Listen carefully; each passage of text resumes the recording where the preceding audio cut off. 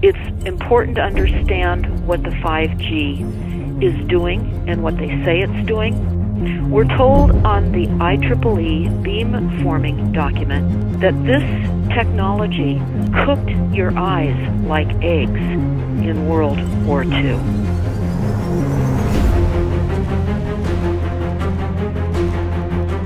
And you all need to understand these are military weapons.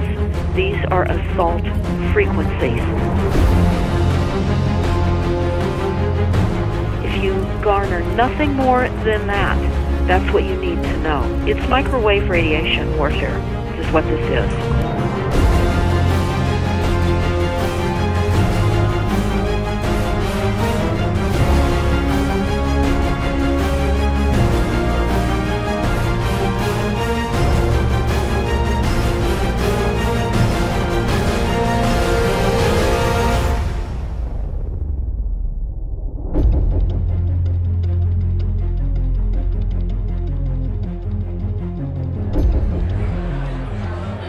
Ladies and gentlemen, please join me in welcoming to the National Press Club Federal Communications Commission Chairman Tom Wheeler. It's an honor to be here at the National Press Club. The first generation wireless, 1G, was voice. The second generation, 2G, allowed both talk and text. The third generation, 3G, the internet, in a limited way. And today's technology, 4G, completed that digital migration. But if anyone tells you that they know the details of what 5G is going to become, run the other way. This video is brought to you by the number 5 and the letter G. And pretty soon, everything else will be too.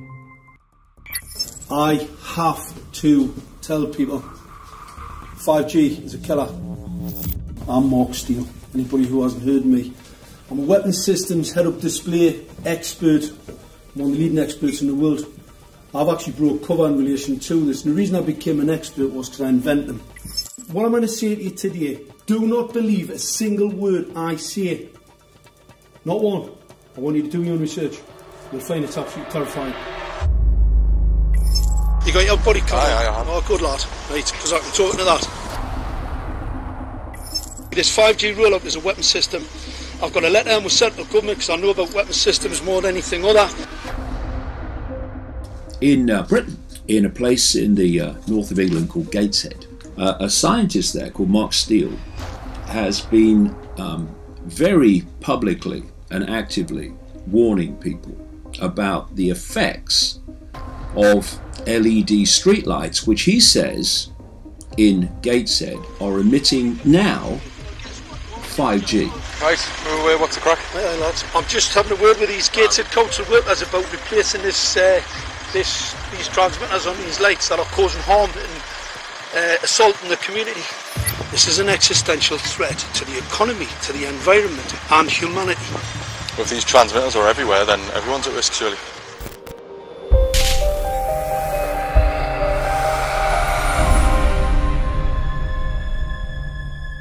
There's a lot of confusion about what 5G is. The G stands for generation. So you started off with the first transmitter system. Back in the 1980s. In the 80s, yeah. So you had 1G, then you had 2G.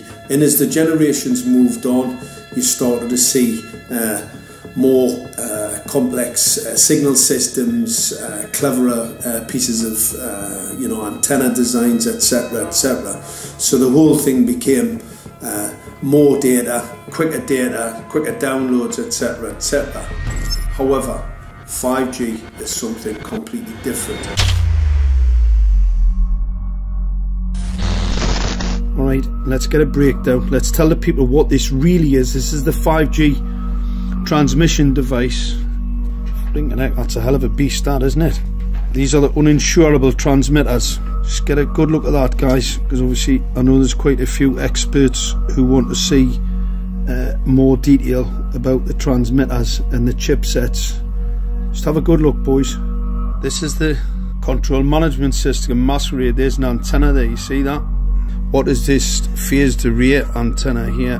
What's that? This is for phased array, alright? As you'll see, it's got a driver, it's got some chip there. It's one chip. Look at the chipsets on this. This is your dystopian world. What did Gateshead Council say? I'll tell you what, I think we better send some of these educated fools back to school, or just send them to prison, whichever's the easiest. I think prison's probably better. Alright, that's 5G, guys. That's 5G hardware. You must consider the whole part played by electricity in nature. Human beings cannot go on developing in the same way in an atmosphere permeated on all sides by electric currents and radiations. It has an influence on the whole development of man. This life of men in the midst of electricity, notably radiant electricity, will presently affect them in such a way that they will no longer be able to understand the news which they receive so rapidly. The effect is to damp down their intelligence. Such effects are already seen today. Even today, you can notice how people understand the things that come to them with far greater difficulty than they did a few decades ago. Rudolf Steiner, 1924. Rudolf Steiner noted that in 1924, since then our atmosphere has become far more permeated with electric waves of widely diverse types. There's no doubt now that electric waves, electromagnetic forces, cause direct biological effects. There's thousands of peer-reviewed papers on this subject. There's no doubt about it. But what are these effects? How are they affecting us? What can we do about it? We're now at a stage where we're putting in what's called 5G, which is a special type of broadcast for high-density information transfers. And it turns out that this is the same frequency bands that are used in crowd dispersal weaponry.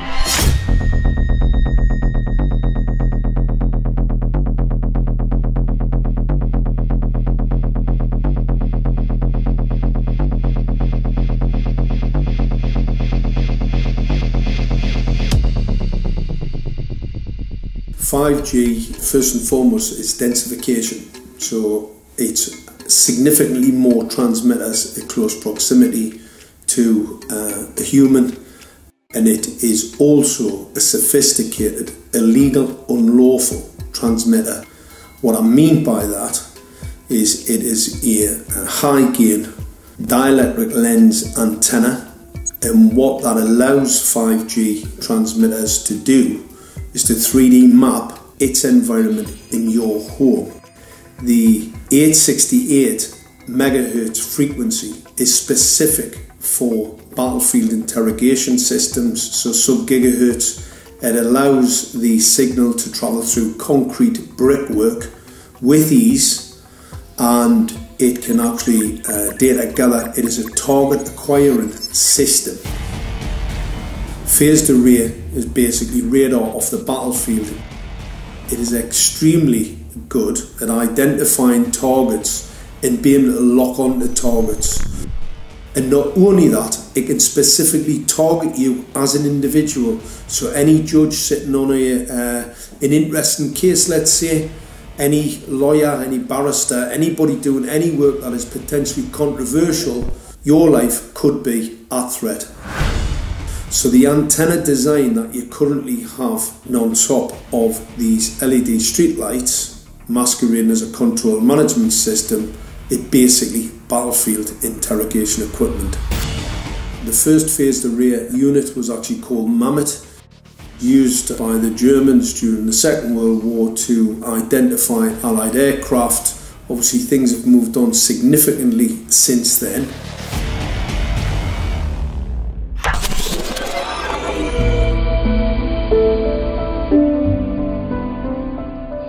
Well, I joined the Royal Navy in 1960, and I specialised in microwave warfare. Radar, obviously, which uses microwave, but they don't just teach you radar, they teach you all about microwaves and other uses.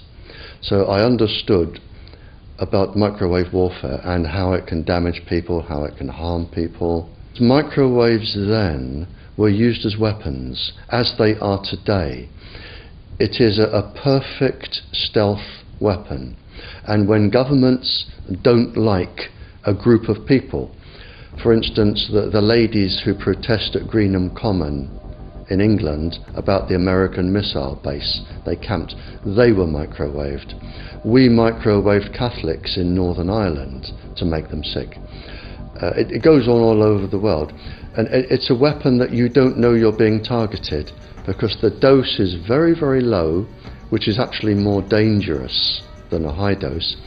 It's very, very low, and it may take a year or two, but you can cause neurological damage and cancers with low-level microwaves, and you can make all your opponents sick. It's a perfect weapon for a government. Our impulses are being redirected. We are living in an artificially induced state of consciousness that resembles sleep. Their intention to rule rests with the annihilation of consciousness.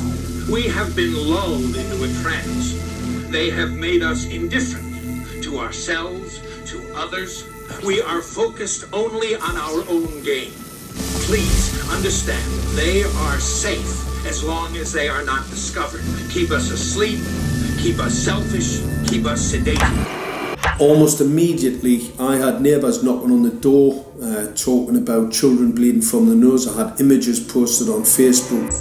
And one neighbour in particular came to my door and mentioned the fact that since the LED street lighting had been installed, she was bleeding from the nose every single night. I thought it was unbelievable. However, I spoke to another neighbour who lived not far from the first lady who mentioned this, and she also confirmed that since the LED street lighting had been installed, she also had started to develop nosebleeds and had never had nosebleeds before in her life. That then put me on a journey to investigate. I measured microwave radiation levels from the transmitters on top of the LED streetlights. The basic 868 megahertz, it was significantly higher than the current Council of Europe 1815 resolution, which is a maximum of 600 millivolts. I've measured up to over 3,000 millivolts. 5 to 6 times higher than the guidelines. Significantly higher than the current Council of Europe 1815 resolution, which states that 200 millivolts should be the maximum. The Bioinitiative report states that it should be significantly less than that. So we've got the Council of Europe, that's, you know, the international criminal courts are stating that, you know, the learned judges have said that 200 millivolts, and I'm measuring in bedrooms in Gateshead, minimum 600 and up to 4,000. Does this mean that in 2020, 2021, when 5G is destined to roll out globally, that you're going to get those kind of readings everywhere all the time? Everywhere all the time. Worse than that? Worse than that. Yes, 5G will connect the Internet of everything. If something can be connected, it will be connected in a 5G world. Hundreds of billions of microchips connected in products from pill bottles to plant waterers, requiring massive deployment of small cells. We won't wait for the standards. Now, to make this work, the 5G build-out is going to be very infrastructure intensive. We must reject the notion that the 5G future will be the sole provenance of urban areas. The 5G revolution will touch all corners, and that's damn important. The interconnected world of the future will be the result of decisions we must make today.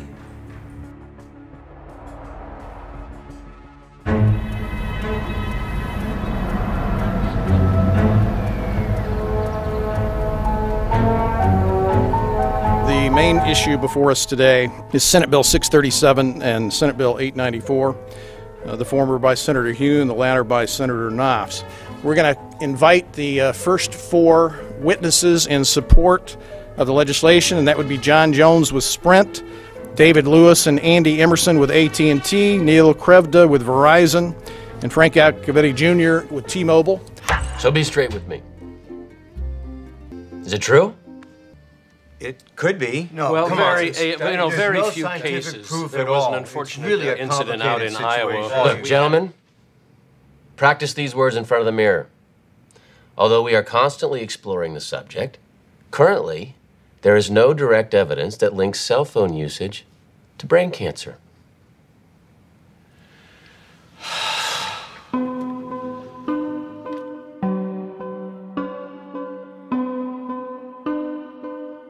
I'm Sharon Goldberg. I'm an internal medicine physician. I've practiced medicine for 21 years, and my background is mostly academic, internal medicine, hospital-based, clinical research, and medical education. I'm a certified Microsoft small business specialist. I worked on space station designing the cabling system for the airlock module, where I was responsible for EMI, EMC analysis, which is electromagnetic interference, electromagnetic compatibility. I am a professor in the Department of Epidemiology, Biostatistics, and Occupational Health, and I teach there both toxicology and health effects of electromagnetic radiation. My name is Daphne Tachover, and I'm the founder of an organization called We Are the Evidence.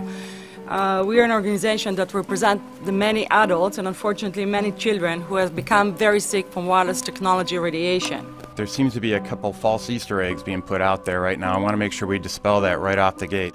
The effects of wireless on health scientifically are very, very clear. So it's always pushed back to the definition of an acceptable level of radiation. And that's what this is, by the way. This is about radiation. Wireless radiation has biological effects, period.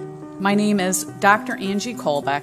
I've been reviewing the studies showing the impacts of wireless radiation on our health, and there are now thousands of studies showing the following adverse health impacts to wireless radiation: cancer, oxidative damage, DNA damage, DNA failure. Things like memory, dizziness, anxiety, brain fog. Headaches, nosebleeds, cognitive problem, exhaustion. We have evidence of DNA damage, cardiomyopathy, which is the precursor of congestive heart failure. Short and long-term memory loss, decreased attention spans, lower reaction times, even involuntary contractions of muscles causing misalignments of spines and jaws. Breast cancer. We suddenly have breast cancer in women who have no DNA predisposition. Disrupted immune function and change in stress proteins, reproductive and fertility effects. There are dozens and dozens of studies that show beyond any doubt what this radiation is doing to our sperm. Now, if you take the cell phone out of your pocket, the sperm will recuperate within 3 to 4 months. What would not recuperate would be the damage to the DNA of the sperm. That is irreparable. The wife of the ex-governor of Indiana was diagnosed with glioblastoma. Same brain tumor Ted Kennedy had and John McCain had. Did you look at John McCain's car? This is a cell phone brain tumor. LeBron James, one of our sports people, had a salivary gland tumor. That is another cell phone tumor. You didn't hear about it because immediately after that was discovered, he was paid by Samsung to become their spokesperson. We are seeing increases in brain tumors. We're seeing increases in Alzheimer's. We're seeing increases in all of the neurotransmitter diseases, ALS, Lou Gehrig's disease, Parkinson's. These are all disease systems that are known to be associated with low-level energy exposures. We talk about 24/7, around-the-clock exposure, wherever you are and your whole body. You never get away from it. And it seems from our studies that maybe your immune system can cope with for a time, but it will deteriorate. Then the irradiation will definitely damage cells at a deeper level, and the question is what will then happen? These are out of peer-reviewed papers, so these are not just hypochondriacs thinking that they're doing it. We're having real problems with this. This is no longer a subject for debate when you look at PubMed and the peer-reviewed literature. These effects are seen in all life forms: plants, animals, insects, microbes. So 5G is not a conversation about whether or not these biological effects exist. They clearly do. There is scientifically evidence that is so strong that you can be certain that the standards used by the FCC to manage health effects are wrong. We need to start measuring how much radiation are people being exposed to. before we roll out 5G, there are 4 kinds of electromagnetic fields that we know are harmful to human health. So radio frequency radiation, magnetic fields, dirty electricity, and electric fields, okay? Our exposure, any given person, and all humans are affected by EMFs. What is our exposure in a day? It's not one cell phone. It's cell phones, it's multiple wireless networks, it's smart meters, it's cell towers. It's this sandwich, and it all adds up. The data we're going to look at are all published science, testing results, or public standards. At the bottom end of the radiation scale of what's called power density, or signal strength, is the minimum level at which cell phones will work, which was found to be 0.2 billionths of a microwatt per centimeter squared. Pine needles were found to age prematurely at 0.000027. At short-term exposures of 0.05, children aged 8 to 17 experienced headache, irritation, concentration difficulties, and behavioral problems. 0.1 is the biobiology or building biology guideline for extreme concern. 1.0 produced sperm DNA fragmentation and a decrease in sperm viability in vitro. Also at 1.0, the science shows the following bodily effects can occur: headaches, dizziness, fatigue, insomnia, chest pain, difficulty breathing, and indigestion. 2.5 saw altered calcium metabolism in heart muscle cells. 4.0, changes in the hippocampus affecting brain memory and learning. And at 6.0, DNA damage in cells. So, where are smart meters on this list? Electrical Power Institute in December 2010 measured a single Itron smart meter with pulses up to 7.93 microwatts per centimeter squared. Our own testing indicated approximately 8.0 with 1 meter. These tests are at a close distance, approximately 1 foot away from the meter, but an infant's crib could be just as close on the other side of the wall where the meter or bank of meters are installed. Even though there are all these known health effects at levels far lower, Switzerland, Liechtenstein, and Luxembourg see fit to set the standard at 9.5.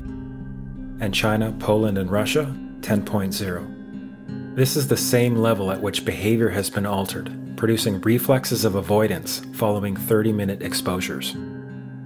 A room of 12 smart meters, very common and even a conservative number in an apartment building, tested at 19.8 microwatts per centimeter squared. This is hundreds of times higher than levels which clearly indicate harmful effects. So how can utilities and governments get away with forcing these devices on everyone? This is how.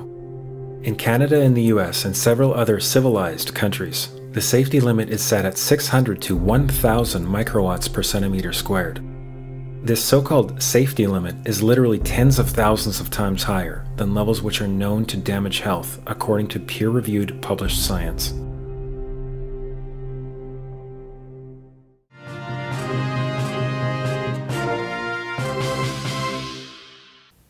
Faster, better, more reliable internet. That's the promise of 5G technology, but there is also the peril. Health hazards associated with radio frequency that is higher also and requires more transmitters and antennas. And the stark, simple fact is the health hazards are unknown and unstudied. And that is a sign of neglect and disregard on the part of the Federal Communications Commission that seems unacceptable. There have been no answers so far. The FCC basically has said everything's fine, but in order to reach a conclusion about the health and safety of this new technology, we need facts. Mr. Chairman, thank you for having this hearing. 5G, as you well know, also uses higher frequency waves that don't travel as far and will rely on a network of hundreds of thousands, potentially millions of small cell sites. And the question then is, are there any health implications, any public safety implications to those additional sites that are likely to be located close to homes, schools, workplaces, and closer to the ground, correct? Correct, Senator. Yes. So my question for you, particularly Mr. Gillen and Mr. Perry, how much money has the industry committed to supporting additional independent research? I stress independent research. Is that independent research ongoing? Has any been completed? Where can consumers look for it? And we're talking about research on the biological effects of this new technology. Thank you, Senator. I think, thank you for your focus on the issue. Safety is paramount, and as you alluded to, we rely on the expert agencies, we rely on the findings of the FDA and others as to the requirements to keep all of us safe. There are no industry-backed studies, to my knowledge right now. Happy to visit with you as to what opportunities you think there needs to be more studies, and we're always for more science. We also rely on what the scientists tell us. So essentially, the answer to my question, how much money? Zero. I can certainly follow up with you, Senator. To my knowledge, there's no active studies being backed by industry today. Anybody else know of industry commitments to back research, fund it, support it, to ascertain scientifically the health effect? No, I'm not aware of any. So there really is no research ongoing. We're kind of flying blind here, so far as health and safety is concerned. Thank you, Mr. Chairman.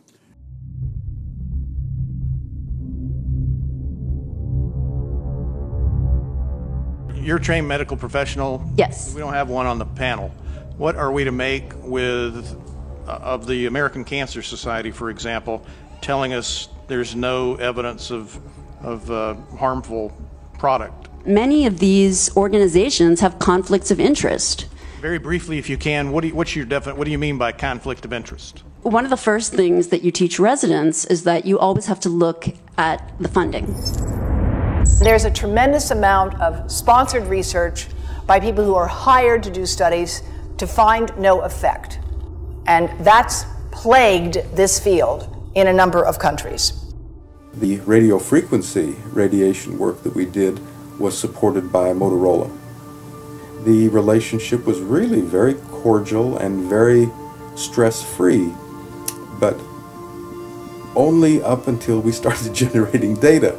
These folks were very, very upset and began to talk about how are they going to handle this, what sort of spin can we put on this, what can we expect from this, and from that point on the relationship changed. What we saw was that Motorola began to exert more and more control over the work, telling us what to do, telling us how to write abstracts, what to say in the abstracts, what to say in the papers, how to do the work. No, don't do this. Yes, do it this way. This was unacceptable. I had completed our study of DNA damage, and I submitted the final report to Motorola. They simply weren't willing to accept my interpretation of my study, my evaluation of my study, my knowledge of science at that point, and tried to urge me not to publish the study. Did you hear about people coming to you as far as having complaints about illness? We were made aware of health complaints following installation of smart meters, and we wanted to verify this using our field work. So I measured the field of about 30 different people while they stood 1 foot in front of the smart meter, and in every single case the human energy field was obliterated as they stood in front of the smart meter. So in our first slides, what we see is normal cells, and the structure of the cells is intact and sound. This is what we would expect from a normal sample. So after 2 minutes of exposure in front of the smart meter at about 1 foot away, we see a totally different story. Sample 1, you can see a lot of degradation in the cells. The cell walls have been broken, and you see changes in the cells which are called mycoplasma. It shows a mutation to the cell. In the second sample, we see a different type of degradation to the cell membranes. You can see a corrugation here. This is called bottle cap formation. and it's known that this occurs due to oxidation or exposure to free radicals. So this third subject, when we did her sample, she had to be pulled away from the meter after 45 seconds because she complained about an increasingly severe headache. And here you see a phenomenon called rouleau, where the red blood cells are stacking up, which makes it very difficult for the blood to deliver oxygen to the tissues as they would be their normal function. Every single one of these is a degradation. Every single one of these shows a trauma to the blood cells, and that came from something, and the only variable was the smart meter. The good news in all this is the patient and the blood can return to normal once they have been removed from the influences of these stressors.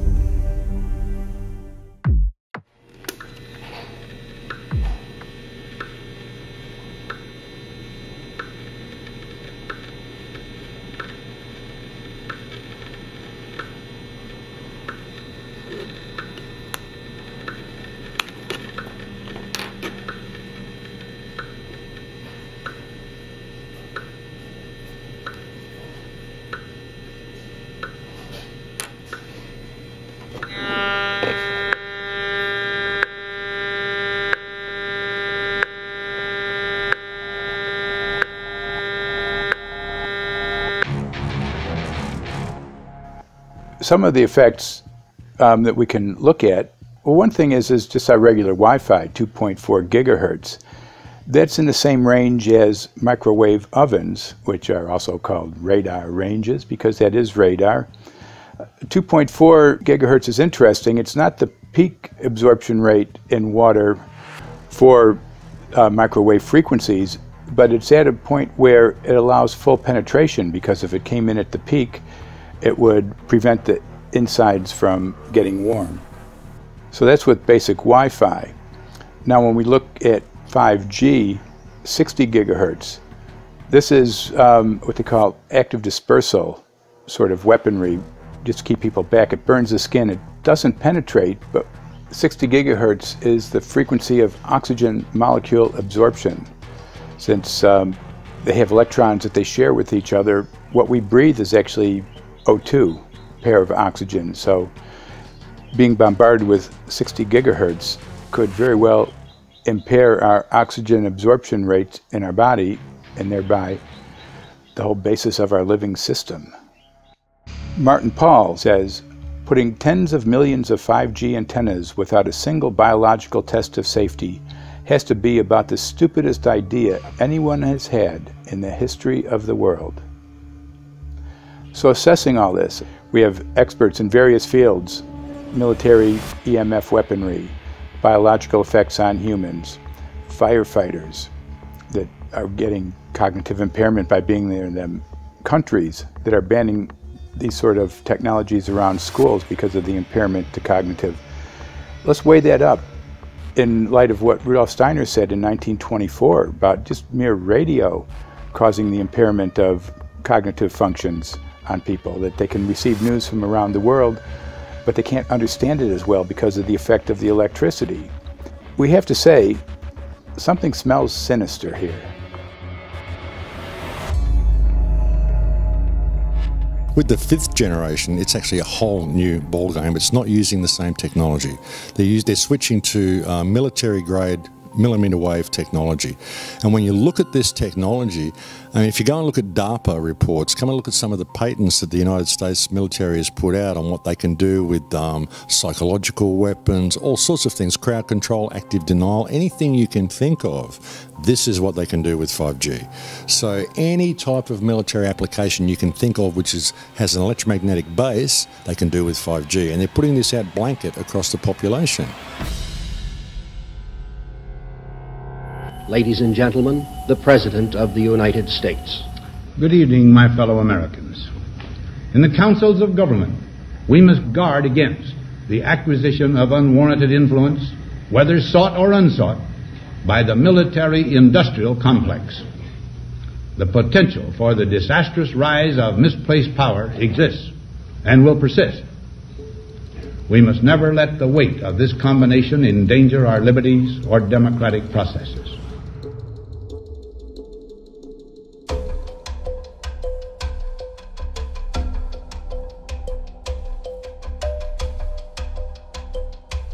The FCC is a capture agency. They probably conducted what I believe to be the biggest fraud on the public ever conducted. The FCC has been described by Harvard University's Center for Ethics writer Norman Alster as the most captured agency in DC, acting more as an industry cheerleader than a regulator. This is especially true today with 5G, where there are serious safety concerns and potentially misleading information coming from the FCC. For example, the previous chairman of the FCC is Tom Wheeler. He was the head of the Wireless Lobby Association for 14 years. Now remember, Obama told us there would be no lobbyists in his administration, so he took the biggest lobby and put him as a head of the FCC. And that's damn important.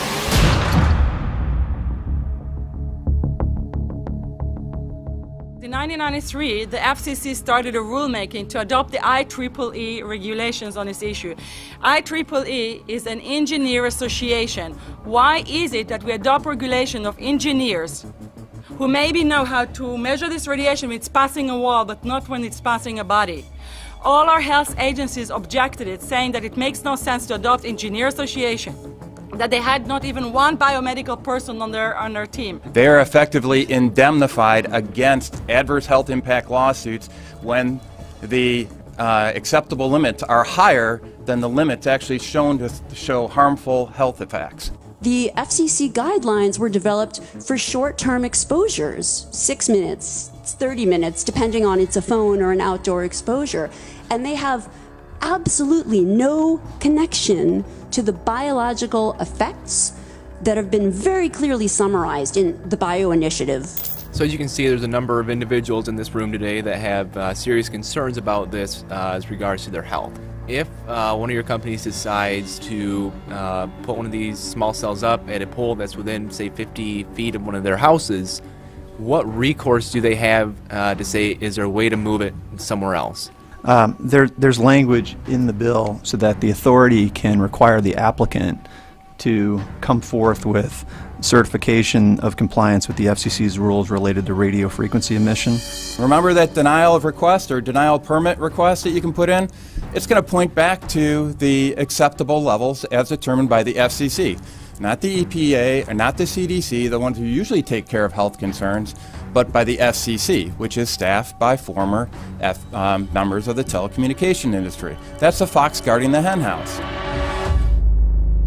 It's a fact that most insurance companies will not indemnify against EMF effects. Telecom companies around the world are warning their investors of potential major costs due to real or alleged risks of EMF pollution from their products. Interestingly enough, they're warning their investors, but they're not telling their customers. They're basically keeping it quiet because that's where their money comes from. So we're using technology that could be very potentially harmful to us, and the investors know it. But their only worry is that they might lose money, not that our health might be affected. First of all, I think what you should really think about is why is it that they're not insured? It's not that they chose to be self-insured. They actually rejected by the insurance company from being insured because they understand the risk.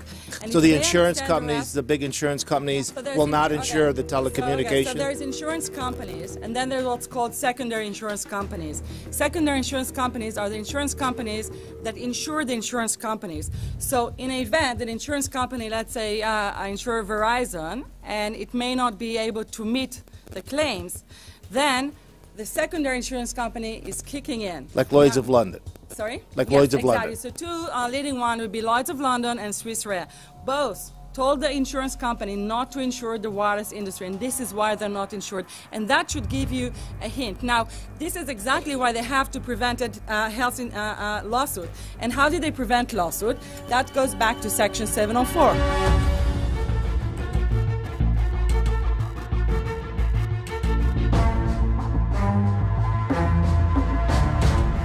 Section 704 was passed in 1996. This is how our rights in regards to health were taken away by the wireless industry. What this legislation did, it gave the power to regulate the health effects of wireless technology to the FCC.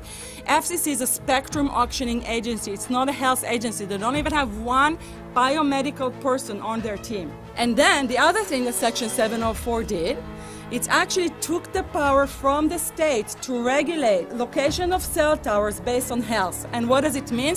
It means that if they want to put a cell tower in front of your home, you cannot go to your city council and say, hey, stop, I don't want it. I just heard in a lecture that there are 10,000 studies proving that it's harmful. I don't want it. My child is sick. They will tell you, stop.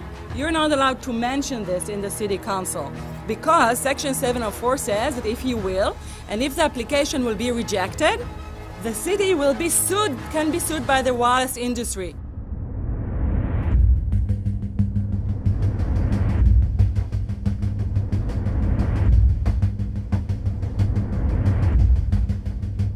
A major U.S. government study on rats finds a link between cell phones and cancer. Very first government study linking the radiation from cell phones to cancer. Two-decade, $30 million federal study out today found there is some evidence of a link between cell phone radiation and brain cancer.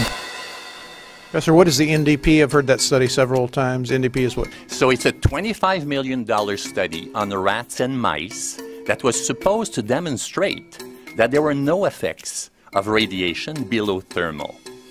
And in fact, it demonstrated exactly the opposite.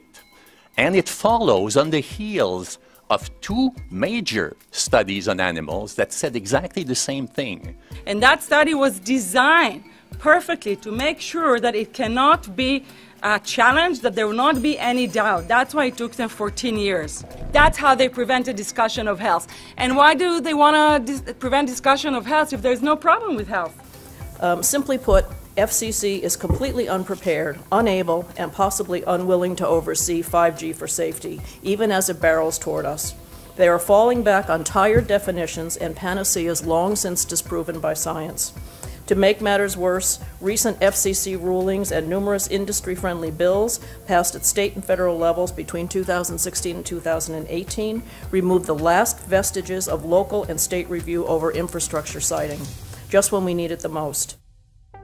When those first studies were performed years and years ago, nobody knew about the importance of the microbiome, the role of the microbiome and the immune system, and even less the role of the microbiota inside our brains, that is, the microbes that are normally resident inside our brains, whose influence on brain function is nothing but immense. And you may think, well, who cares about the microbes? The less microbes we have, the better it is. Well, we know by now that this is not absolutely the case, because microbes are truly essential for the development and function of all our organs and systems. Our immune system is based on the microbes we have in our gut. And our brain also has microbes that influence its function. In tests, it's been found things like mold. If you grow mold inside a Faraday cage, it'll grow one way, and then even if the electromagnetic fields are around, take the Faraday cage away and some sort of 600 biotoxins are developed within the mold because of the effects of the EMFs upon it. Electromagnetic fields, even of weak quality, have an effect upon our microbiome, which is really essential to our whole being. This is going to eviscerate microbial DNA inside human beings, which is our effective operating system, number one. So it may not impact human DNA in laboratory experiments right now, and they're saying it doesn't impact human DNA. But given that human DNA is less than 1% of the cellular DNA in the human body, the rest of the cellular DNA is microbial, and we know that this will eviscerate microbial DNA. So we're talking about a takedown of the operating system of human beings. Exactly. I couldn't have put it better myself.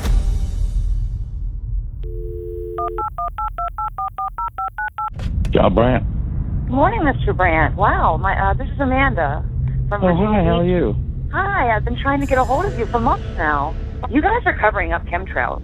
No, we are not covering it. We have no reason to cover up chemtrails. Of course, you have every reason to cover it up. Every reason. It's called losing your job. What reasons would that be? Oh, well, you personally, you would lose your job if you were to reveal anything to me, and it's probably unsafe for you to even be speaking about this, considering the types of individuals you work for. It's not unsafe. It is unsafe. There's no problem with us talking on, you're a citizen, you're making a complaint. Oh, Lord, have mercy on myself. It's a complaint in an area that we don't have authority to regulate.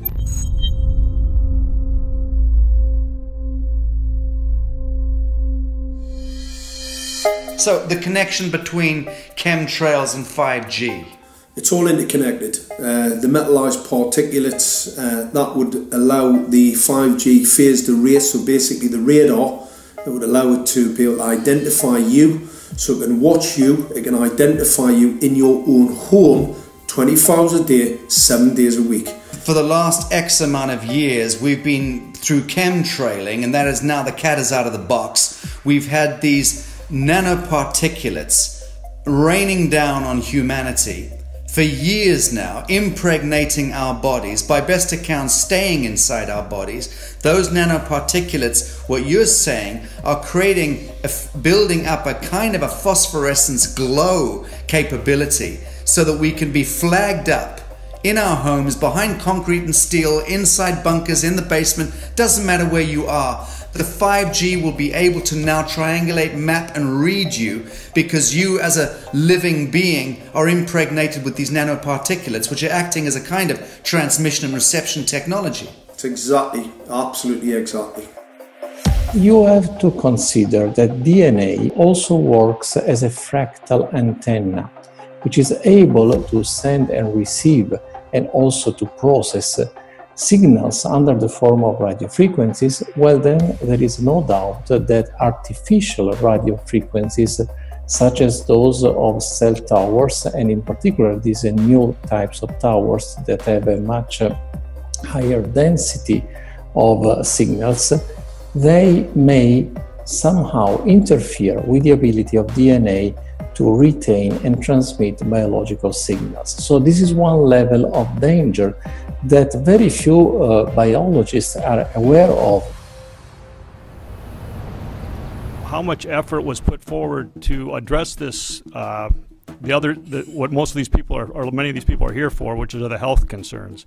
Was there any dialogue back and forth? Was there any working, was there many studies evaluated to look at regarding this area? Maybe not every person that has concerns on the legislation was brought to the table. Okay, so from your perspective, you feel that there was a legitimate amount of time to evaluate the data that the opposition would have on this? Absolutely, and I wouldn't put forth something that I didn't believe in. And I'll tell you, as I mentioned earlier, and it's been commented several times amongst the panel here, this is truly an economic development issue. Our 3-year-old, again at home, is outraged when we pull out the driveway and he's not able to access Wi-Fi.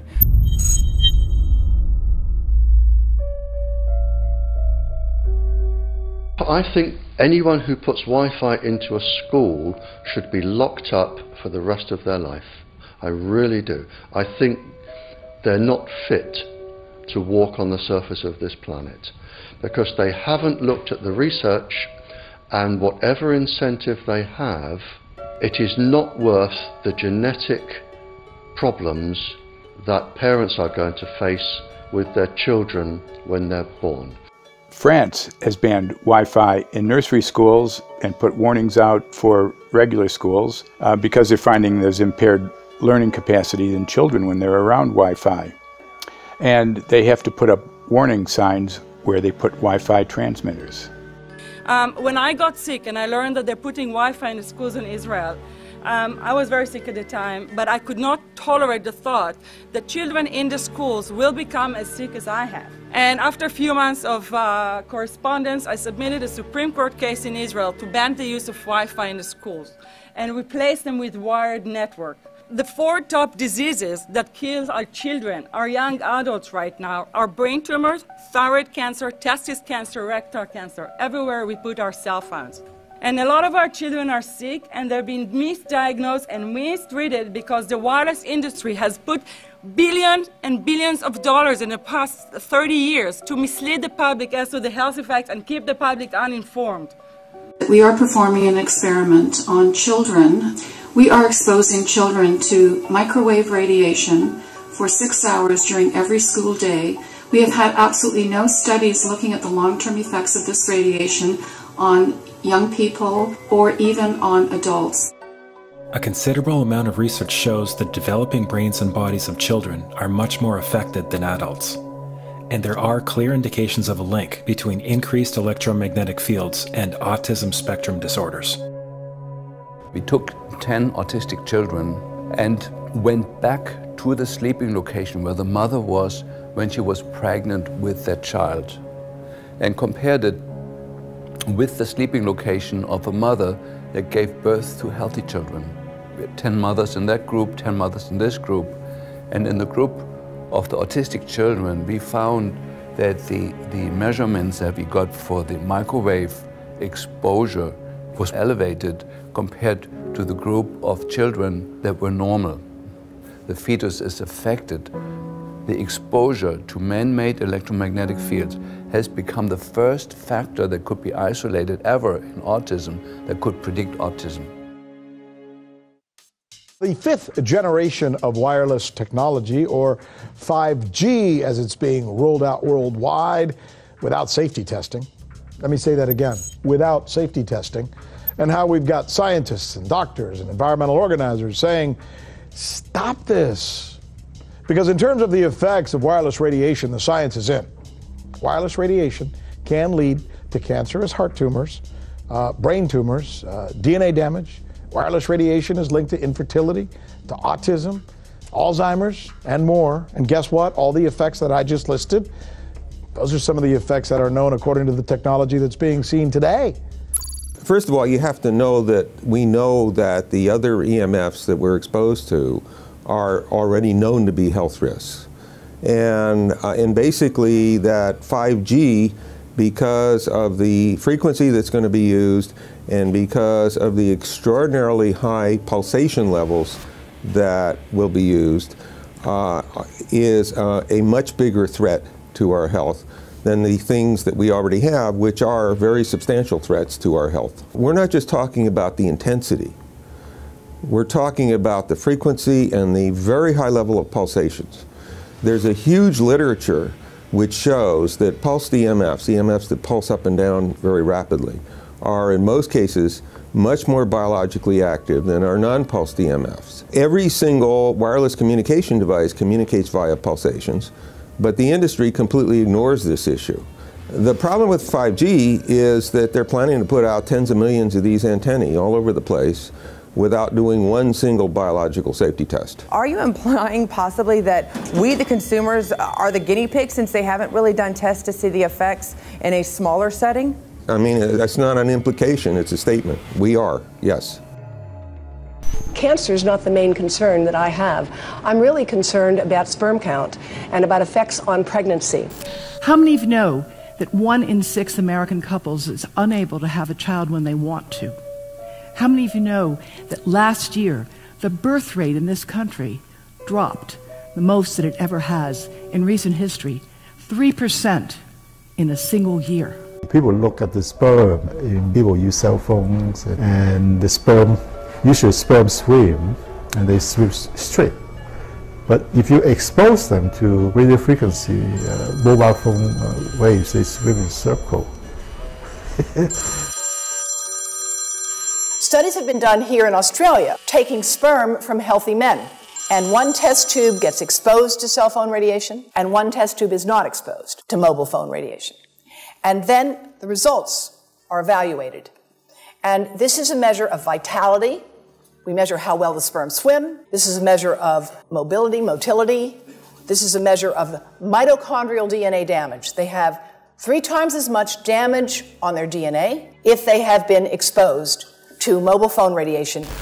The data on that are rock solid. Cell phones can damage sperm quantity and quality. Your embryo, your uterus in the fetus, where your child is developing for the first 100 days, in the ovaries, the eggs do not have that protection. So they are at maximum risk from radiation. And for the first month or so, you wouldn't even know you were pregnant. You wouldn't even be taking precautions. That is the main danger area. So you give birth to a daughter, but her ovaries are now contaminated. She may be normal, she may be genetically damaged, but her ovaries are at the most risk. So when your daughter grows up and she becomes pregnant and has a baby, this is where one of these eggs will be fertilized and come out. So the real damage here is your grandchildren. That is where it is going to show most. Do you think that there is a chance that within the third generation of females, they may be irreversibly sterile? Not in the third generation, but in the fifth generation, and that would for humans be something in the order of 150 years ahead of us. And of course, then it's too late to say that you are sorry, and it's very too late to say stop. There is a wealth of papers. I mean, we're talking about thousands of published papers in the scientific literature, few of which, or sometimes none of which, have entered the official documentations from authorities and likewise. So I think it's really time to have an independent compilation of data. Such was done at August 31st, 2007 in the form of the Bioinitiative report, of which I was one of the authors. And then we put together approximately 2,000 scientific references on a little bit more than 600 pages, clearly saying that if you, for instance, if you are a rat or a mouse or a cell or a molecule, you should definitely not allow yourself to be exposed to this. And in the meantime, we have this full-scale experiment using our own kids. One interesting case, John Patterson, he was a telecommunications engineer in Sydney, Australia. Very brilliant man. For 20 years, John tested Telstra digital systems. Over the time, he realised the dangers of electromagnetic radiation. It disrupts the bioelectric system of your body, which is really your brain, your nervous system, how your muscles talk. And he tried warning of these effects through different agencies, through his company. Got all the test gear out and measured it and drew up a report, and I was immediately removed from service. Finally, in 2007, he took matters into his own hand. He commandeered a used British Army tank and went and destroyed 6 cell phone towers in Sydney, Australia, because he wanted to stop this. He was trying to make a point. The message was that how dangerous it was. You know, these people were elected by us to manage our infrastructure in a responsible manner. That is the sole purpose of government if it's going to exist at all. And if it doesn't do that, then it has no right. It is invalid. So we need to pull this infrastructure down. We really do. But in order to do that, I mean, we can't just be some violent domestic terrorist. You've got to bring this awareness to the people that these towers are doing them damage. You don't need bandwidth that fast. And they're not doing it so you can download movies quickly. They're doing it so they can track every single thing you do and bring in this social accrediting system to control even everything you think. There's a story about a lady called Claire Edwards. She was a United Nations staff member, and she was warning of the potentially catastrophic dangers of 5G technology. I took the issue to the UN Secretary General, Antonio Guterres. He is a physicist and electrical engineer, and lectured on telecommunication signals early in his career, yet asserted to me that he knew nothing about the dangers of 5G. Current public exposure levels are at least 1 quintillion, that's 18 zeros, 1 quintillion times above natural background radiation, according to Professor Olle Johansson of the Karolinska Institute in Sweden. The highly dangerous biological effects of EMFs have been documented by thousands of studies since 1932, indicating that we may be facing a global health catastrophe orders of magnitude worse than those caused by tobacco and cigarettes. 5G is designed to deliver concentrated and focused electromagnetic radiation in excess of 100 times current levels in the same way as do directed energy weapons. There is currently an international appeal signed by 237 EMF scientists from 41 nations urging the UN and particularly the WHO to exert strong leadership in fostering the development of more protective EMF guidelines, encouraging precautionary measures and educating the public about the considerable health risks, particularly the risks to children and fetal development. Sorry, because we are talking with someone that is a little bit ignorant on these things. We're talking to the Wi-Fi systems. I become worried because I put those devices in my house. I will have to, I confess my ignorance on this. We will have to, but I'm going to raise this with WHO, which I think is the organization that might be able to deal with it properly, because I must confess I was not aware of that danger.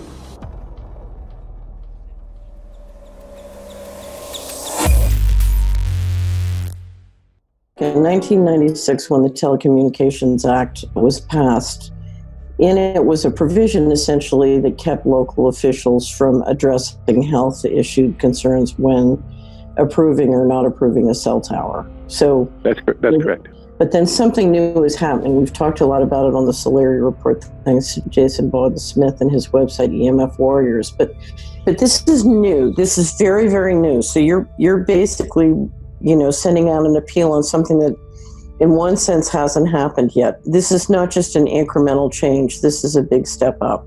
It's a sea change. An onslaught's not an improper word. It's a bombardment. So instead of a cell tower 1 mile or 2 miles from you and you still have cell phone service, we're going to have antennas every block, and some poor soul is going to have one mounted to a utility pole maybe less than 20 meters from their home. So this kind of, invasive bombardment with this many antennas, just in 1 square mile, if you do the math, 1 per block and 16 blocks per mile, that's about 250 antennas per square mile. The millimeter wave is untested. Former FCC Chairman Tom Wheeler openly said that they don't plan to test. We won't wait for the standards. And then our appeal also addresses the fact that there's a plan to roll out 5G through satellites in low Earth orbit. So 20,000 satellites, which will cover every square foot of the planet with a 5G signal. 6, 5, 4, 3, 2, 1. Night after night, politicians and other leaders were telling Americans that Sputnik revealed that we were at great risk. Not just our pride, but our security is at stake. If Russia wins dominance of this completely new area, well, I think the consequences are fairly plain. Probable Soviet world domination. We choose to go to the moon in this decade and do the other things, not because they are easy, but because they are hard. Because that challenge is one that we're willing to accept, one we are unwilling to postpone, and one we intend to win. Welcome, everybody, to the White House. This is White House 5G Summit. My name is Justin Clark. I'm the Director of Public Liaison, and we are thrilled to have you here today. Really happy to be joined by a lot of leaders in industry, members of Congress and the Senate, White House leaders on this, and people from the FCC.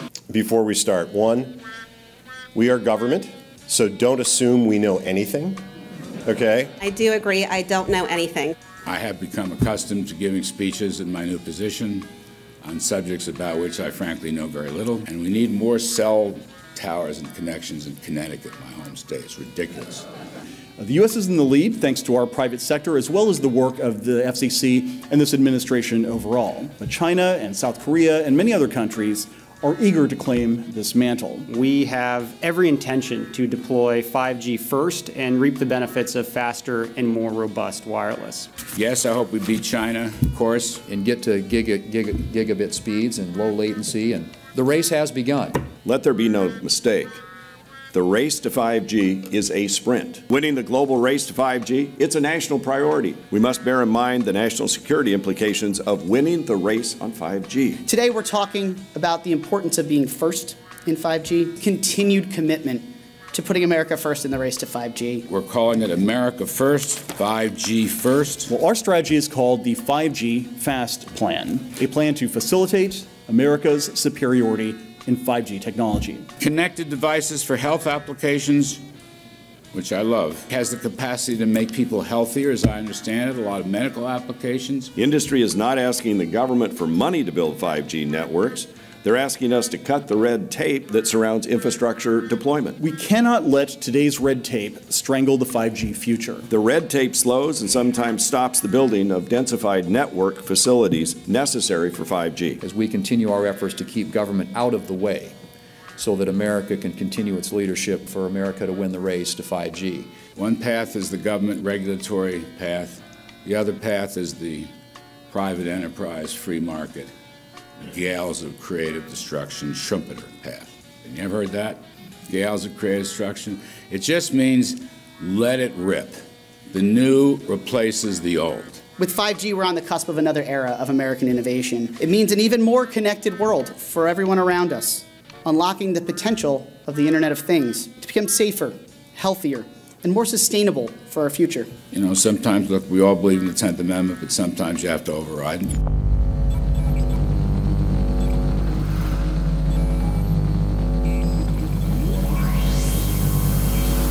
By the way, the 1996 bill permits that kind of override. We're not here to be completely heavy-handed, but sometimes you got to do what you got to do.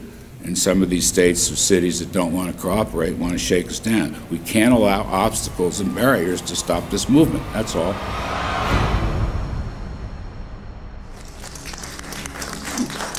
And this happened in Canada. I mean, there were some activists I was working with up there that said, well, you know, we won a victory. We got the Public Utilities Commission to allow us to opt out. And I said, boy, that's divide and conquer. They just got rid of the people that were raising hell.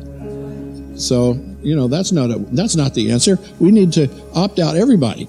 An opt-out is an agreement to pay to not be harmed. An opt-out is volunteering into extortion. An opt-out says that if I don't pay you, you have the right to harm me. So that doesn't work. This is a mandate. This is being pushed down your throat by a company that is not responsive, by a government that is not responsible, and it's being done in a collusion that's designed to undermine the individual rights of individual people in communities across the country and around the world. The Minister for the Environment has a duty. His duty is primarily to ensure that there is cleaner, better, healthier environment for people in this country.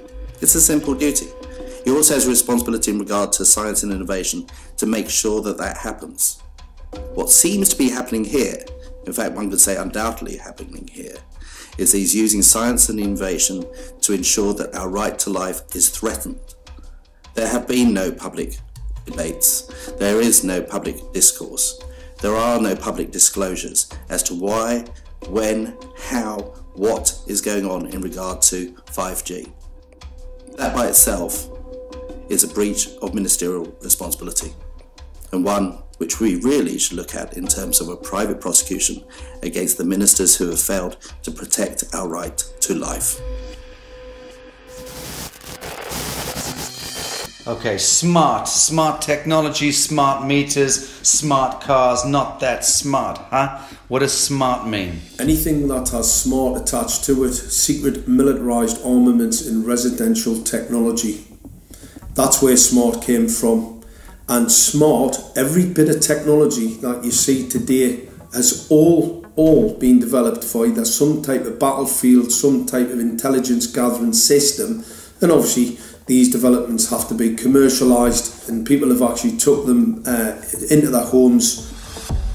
The definition of a smart grid is a wireless system that will fundamentally turn every single appliance in your home into the equivalent of a transmitting cell phone. That's every computer, every television, every furnace, every air conditioner, every coffee machine, every printer, every single appliance that you have in your house will eventually, in a smart grid, have an antenna that's embedded into it that will transmit your usage data to a smart meter on the outside of your home that will then transmit your usage data to another tower receiving that usage signal that will then go to the utility company for supposedly billing purposes. Not all signals will just be about your individual use. There will be aggregate meters that will bounce signal from house to house to house within a neighborhood that will then accumulate all of the usage data that will transmit that to the utility company. Now, what that will do is that the end metering system that is transmitting all of that data will be firing an RF signal at many, many times a second, which will increase the average homeowner's radio frequency radiation exposure exponentially. This picture shows some aphids on the leaf of an orange tree shortly after radar equipment was installed at a nearby airport a number of years ago. I noticed that every few seconds, all the aphids would tense up in unison and do sort of a little dance, as you see in the picture. Upon further investigation, I found that the interval of time between the activity of each dance coincided exactly with the rotation of the radar rotor device at the airport, which was a distance of approximately 14 miles. The antenna arrays create this steerable beam, which helps concentrate the energy. The beams get pointed at the user. What's a MIMO tank? Massive in, massive out. British government have got a plan to roll 400,000 out. This is so that you've got 5G in every nook and cranny, every part of the countryside, so that you can have autonomous tractors, believe it or not.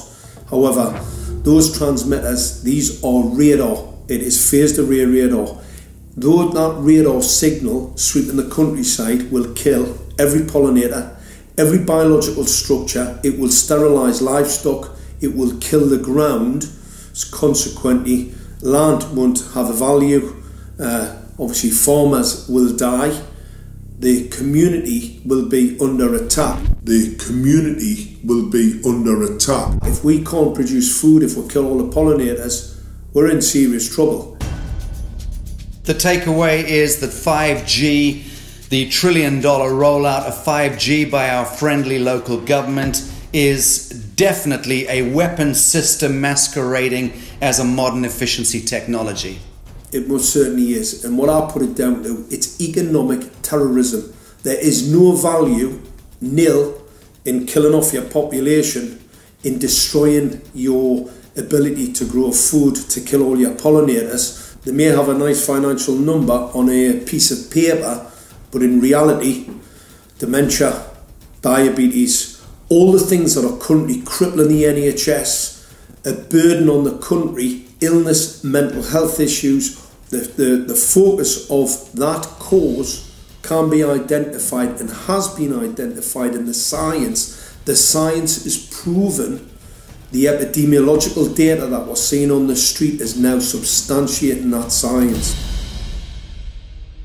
The DNA inside you, the mitochondrial DNA, you can trace unchanged to your mother, her mother, her mother, right the way back to the beginning of the human race in Africa, the Stone Age.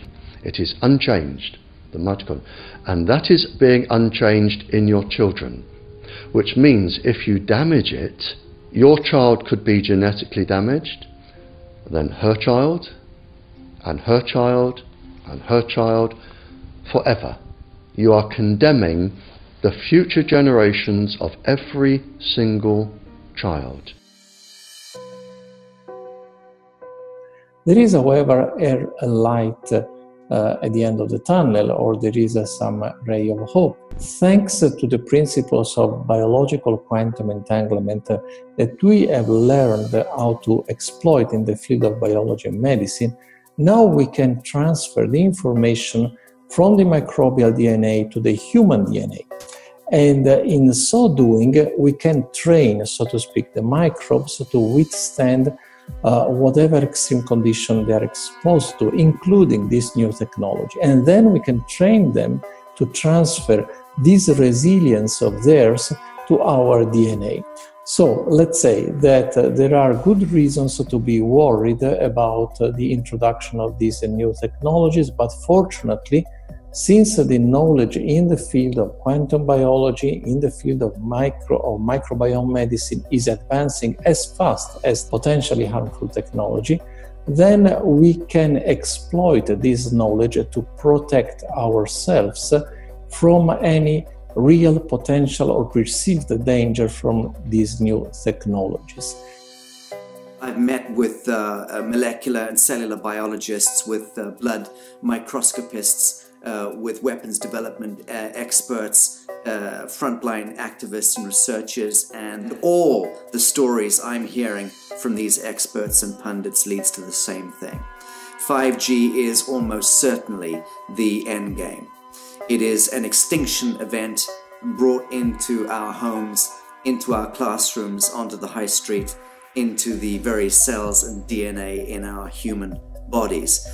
It is such a perilous threat that it is almost impossible to imagine, let alone describe. When the 5G signature goes live, it will tap into a multitude of satellites which are in geosat orbit around the surface of the Earth. Millions of surface antennas will pick up that signaling and will then scatter the signaling into hundreds and hundreds of millions of different micro antenna systems set up on street lamps and even in your home, which you're not aware of incidentally. The LED light bulbs in your home invariably contain the micro or nanotech lens flare capacitors which will receive the 5G signaling, and it will proliferate the 5G signaling everywhere by exploding the signal into billions of photons which will target everything all at the same time. This is stealth technology. This is invisible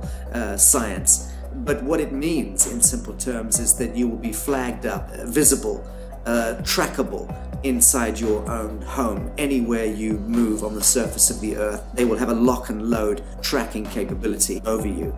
You will be visible to invisible masters, each one of us, all the time. Today, our governments and the corporate sector have managed somehow to infiltrate the mainframe of our civilization and are pushing through a $20 trillion infrastructural rollout without any, and I mean without any, health science running behind it. There have been no tests. Your government and your health authorities are either in collusion on this matter of genocide and ecocide, or they're just damned stupid, and I would suggest it is the latter.